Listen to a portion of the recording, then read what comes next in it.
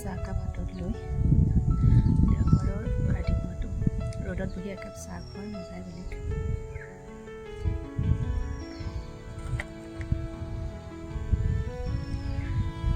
ঠাণ্ডা দিন বুলি কোৱাৰ কাৰণে সেইখিনি প্ৰায় আমাৰ ধেৰ হৈ আছে।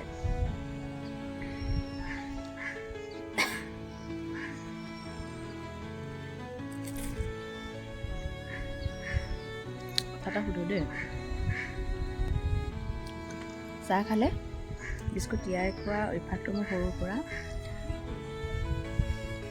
ষ্টিল থাকি গ'ল।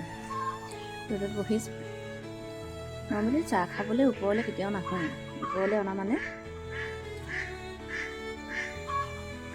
চাহকাপ ঠাণ্ডাই হয় বাৰু, ঠাণ্ডা চাহ খাবলৈ মই বেয়া পাওঁ। আজি ইমান ঠাণ্ডা লাগিছে মুখটো ধুই দিয়াৰ পিছতে।